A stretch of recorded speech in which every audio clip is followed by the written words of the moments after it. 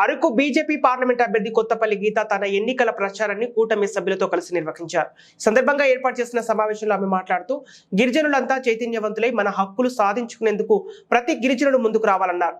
కేంద్ర ప్రభుత్వం గిరిజనులకు ఎన్నో నిధులు కేటాయిస్తుందని వాటిని సకాలంలో వినియోగించుకోవాలన్నారు. తనను ఎంపీగా గెలిపిస్తే గిరిజన ప్రాంత అభివృద్ధికి చిత్తశుద్ధితో పనిచేస్తామన్నారు.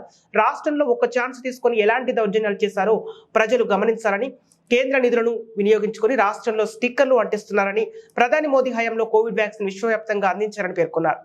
ఈ సందర్భంగానే ఎన్నికల ప్రచార కార్యక్రమంలో భాగంగా గిరిజనులు, మహిళలు ఆమెకు ఘన స్వాగతం పలికారు.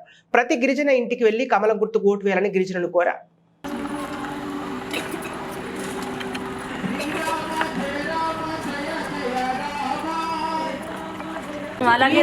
మీరందరూ ఎప్పుడైతే చైతన్యం పొందుతారో, మన గిరిజనులు ఎప్పుడైతే మనం చెయ్యి బిగించి లేదు మా రైట్స్ మా హక్కులు మాకు కావాలి, మాకు ఇళ్ళు కావాలి, మాకు నీళ్లు కావాలి, మా జీవితాలు సుఖమయం బతకాలి, నరేంద్ర మోడీ గారు మహిళల్ని ఒక్కొక్కరిని కరోడ్పతి చేయాలనుకుంటారు, అక్కడ కాళ్ళ మీద నిలబెట్టాలనుకుంటారు. మనకి ఈరోజు ఉద్యోగాలు ఉన్నాయమ్మా?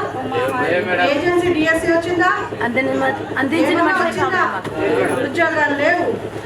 సో మీరందరూ కూడా మరొకసారి నేను చెప్తున్నాను, కమలం గుర్తు గురించి ప్రతి ఒక్కరికి చెప్పకి రెస్పాన్సిబిలిటీ నువ్వే తెచ్చుకోవాలి.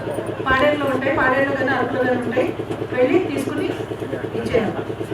నీకు ఏ సమస్య వచ్చినా సరే రండి, మనం కలిసి పోరాడదాం, కలిసి సాధిద్దాం. ఓకే, మనం సాధించుకున్నాం. మనం ప్రతి ఒక్కళ్ళు కూడా ఈరోజు మీకు ఇళ్ళు వస్తాయి, నేను దానికి మీకు గ్యారెంటీ ఇస్తాను. మన ఓటు కమలం గుర్తుపెట్టుకోండి, కమలం గుర్తు. నరేంద్ర మోడీ గారు